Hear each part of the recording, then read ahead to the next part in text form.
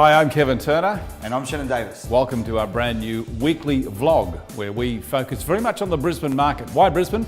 Well, look, we simply think that Brisbane's one of the most exciting cap city markets in Australia right now. And in the coming weeks, we will tell you why. We've got a number of feature guests who will be bringing into the show every week to tell you a little bit about what's happening in this part of the world. Our guest this week, our first guest, Shannon, is Cameron Kusher from CoreLogic. And of course, CoreLogic for many years have been providing the marketplace with some really fantastic data. Yeah, not just the capture of the data, but the interpretation of the data is what is most important for the investors, Kevin. So we'll catch up and have a really interesting chat with Cameron a little bit later in the show. As well as that, of course, your questions are always very welcome. Send them in through the website. We are deliberately making this Buy in Brisbane part of the portfolio that we have on Real Estate Talk, because in that show we talk to all of the leading experts around Australia. So we'll be bringing them into the show as well to answer your questions. Always very welcome, Shannon. Yeah, any Brisbane investors, people that are thinking about buying in Brisbane, or if you live interstate or overseas these days, keep in touch. Part of the show, of course, is always going to be about tips, about how you can build your property portfolio. Not necessarily always about Brisbane property, although that will be the focus in this show. Each week too, Shannon, we're going to be bringing a specific result. This is a property that's the sale of which has occurred during the week, and for some reason it's been outstanding. Could be the price, it could be the amount of time it took to sell, or even the amount of interest that it garnered from the marketplace. So we'll have a look at one of those properties every week. Yeah, I think those selling industry leaders that are adding more value to the suburb prices, they really need some of our attention and being shown how they're the masters of their craft. So there's a shout out for you. If you're a real estate agent, and we know we've got a lot of agents watching the show, let us know if you've got a property that's outstanding that you'd like us to feature in the show. Just send the information in through our website, realestatetalk.com.au, and we'll be in touch and we'll feature your property and your sale on the show. Good opportunity for you to get a bit of a highlight. So we've got a lot to get through every week. Make sure that you subscribe at the website. Just go to realestatetalk.com.au. Make sure you're a subscriber. We'll let you know when the show comes out. It'll be coming out every Monday morning, so just watch out for it. Okay, well, also our feature property or our feature suburb for this week, which is one of the other things we'll be doing in the show every week too, is we're going to take you into the CBD. Yeah, start with the biggest employer of our city at the CBD, where Brett Warren catches up with Sam Dean from Colliers International to talk all things such as the expansion of Queen Street Wharf, Howard Smith, and some interesting developments in retail, Kevin. Okay, so here's the package that Brett has presented for us.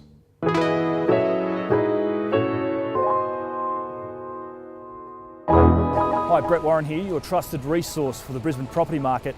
Well, it's been a pretty rough decade for Brisbane. 2008 we had the GFC, which everyone was affected by, but unfortunately in 2011 we had the floods, and then the mining turn hit us a number of years later. That's brought our economy and our jobs growth to a crashing halt. But I'm starting to see some green shoots and things are starting to turn around, which is really exciting. People are returning to Brisbane from interstate and overseas. Our unemployment rate's starting to trend down finally after years of going upwards. And it's going to be some exciting things on the horizon. In a recent article, I talked about a number of our major employment hubs starting to expand. In Brisbane, we've got a number of projects in the CBD. Our airport's getting a second runway, and our hospitals are also starting to increase and expand as well. And there's a number of lifestyle precincts on the horizon. But today I'm going to focus specifically on what's happening in the CBD, and I really want to speak to someone who's at ground level. So I'm interviewing Sam Dean from Colliers International, and she's the leasing manager here. She's starting to see some optimism in the market as well. So let's go and talk to Sam about what she's seeing at ground level, and I'm really excited. Hey Sam, thanks for joining us today. Really appreciate it. I know you're increasingly busy at this stage of the year. Can you just tell us a little bit about yourself to start with and your area of expertise? Yeah, no worries. So I've been in the industry now for 5 years, and it's been a massive learning curve to see the retail market come and go. And over the past 3 years, it's definitely just started to step up and the excitement is starting to come back. As we're seeing some really good quality operators coming into the CBD. And you know, off the back of Edward Street beautification project, we're sort of seeing some great luxury operators taking strong interest in Brisbane. but also the Queen Street Mall, the big box operators that are coming into town that have really driven that consumer market. To sort of see that progress over the last 3 years has been really great for myself. And you know, coming from a background of property, my whole family works in property, and it's always been a passion of mine to be in this industry, and I've certainly enjoyed my last 5 years in retail and hoping for many more. Yeah, great. What are some of the trends you've been seeing over the last 5 years? I know from a property perspective, we've obviously been influenced by the mining downturn and a little bit to the floods as well. What's been your experience from a retail and commercial side of things? So predominantly in the CBD, we sort of see tourism as a major trend at the moment. So over the past 5 years, F&B is always very active. 90%, 80 to 90% of active retailers are food and beverage, but we've really seen luxury, for example, and fashion really peter off to just a few luxury operators, but also fast fashion as well. And I guess with the entrance of sort of big fast fashion units like Uniqlo and Zara, we're starting to see that pick up again. Yeah, great. So they're new trends, obviously. You're starting to see those trends pick up. Obviously, it's been a bit up and down like we have had, but you're starting to see some turning points and some key factors that are starting to show up? Yeah, definitely. So we are the third city when new entrants from international countries come into Australia. So they go Sydney, Melbourne, Brisbane. So for us to experience a Uniqlo, H&M Home and Zara has been a really big thing for Brisbane, and it's certainly driven a lot more consumers to the CBD as opposed to suburban shopping centres.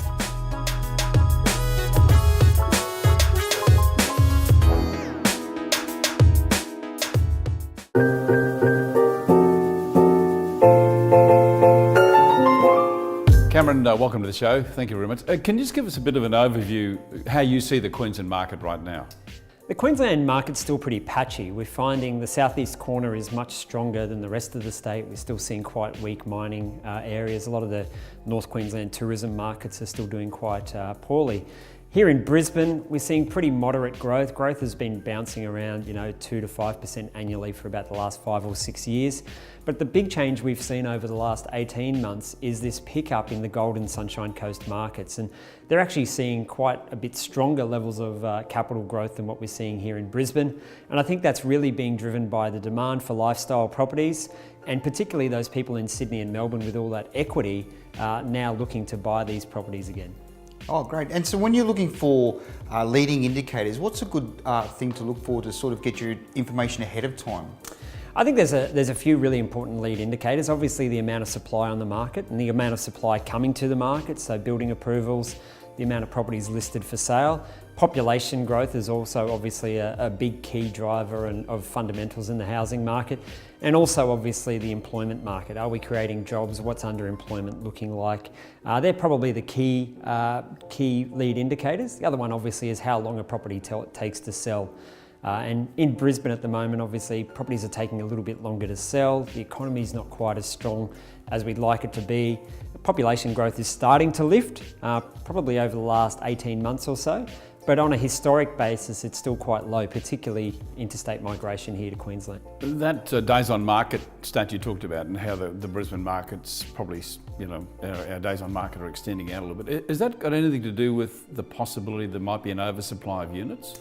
We still have some concerns about the unit oversupply, particularly of that investment grade stock. And keep in mind that there's still a lot under construction that's going to be completed over the next couple of years.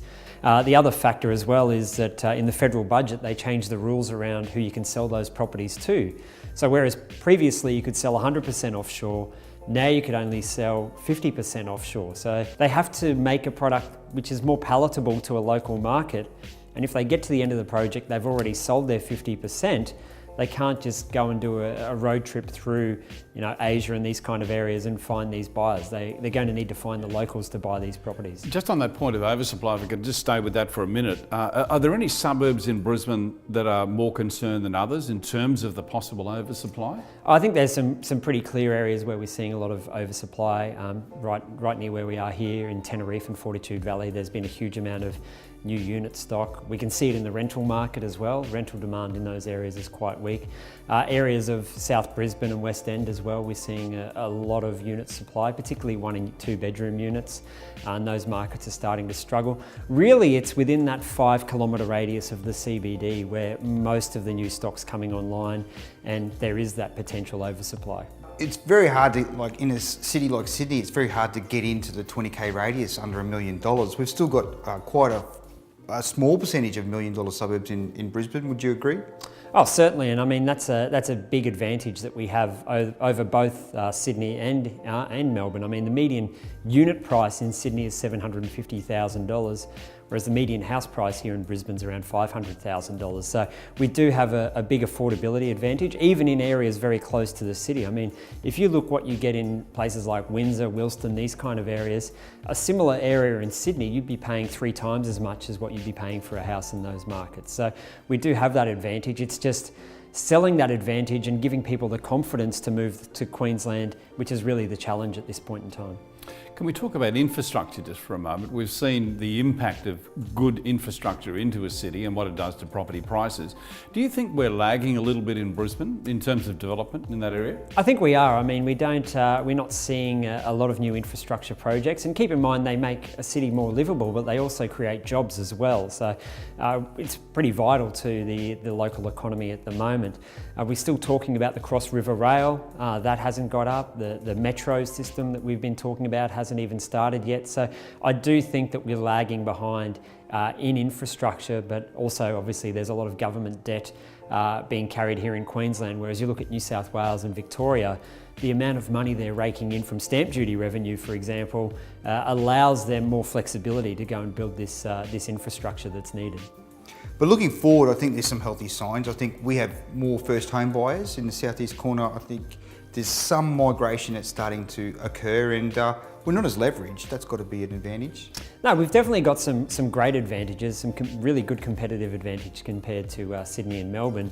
Again, it's just about selling that message, finding ways to attract people to Brisbane, and obviously jobs are going to be a big driver of giving people the confidence to move out of these highly expensive markets to some of the more affordable markets. But also I think workplace flexibility should start to work in our favour over the next few years. You know, people don't necessarily need to be in an office every day. They could technically be working in Sydney but be based out of their home office somewhere in southeast Queensland and maybe commute down to Sydney or Melbourne 1 or 2 days a week. I think that's really what could drive the market into the future. Cameron, thank you very much for your time. Thank you. Thank you, Cameron. Oh, every time I hear him, Shannon, he just makes so much sense, doesn't he? Oh, definitely. And I think it was interesting to find out about the Sunshine Coast and Gold Coast markets and how robustly they're performing, Kevin. Yeah, the thing that struck me was I was particularly interested when he spoke about how easy it is to work remotely in Brisbane. I think that's one of the big advantages Brisbane has over Sydney and Melbourne. Yeah, fly in, fly out's not just about mining these days. There's a lot of corporate travellers and they're choosing southeast Queensland as a home. Yeah. Okay, so just before we leave you today, then this week, Shannon, your tip for the week. I think when everyone's blaming apartments and really downbeat on them, I think, you know, if you're walking against the crowd, it might be just that there's some opportunity there. So in this continued apartments oversupply, don't forget to be contrarian and maybe you can find yourself a really good opportunity. So if you'd like that to explore that opportunity, make sure you click on the button on the home page here and you can get yourself an appointment with Shannon or one of his team to talk about investing in Brisbane. That's what we're all about. We're telling you what's happening in this market. We'll be back again next week. Watch out for the show. Make sure you subscribe. That way we can tell you what's coming up in the show and we'll let you know when it's first released. Normally it'll be coming out every Monday morning, so watch out for us. And next week, Shannon, we're going to have Louis Christopher on the show from SQM Research. I love Louis' work and a big fan of SQM Research. Yeah, particularly he looks at a lot of distressed properties, so we'll have a look at that as well. So that's it for this week. Thank you very much for joining us. Make sure that you leave your name and your email address so we can be in touch with you, let you know when the new shows are coming out. They come out, as I said, every Monday morning. Shannon, thanks for your company. Look forward to seeing you again next week. Thanks, Kevin. And we'll see you again next week right here at Buy in Brisbane.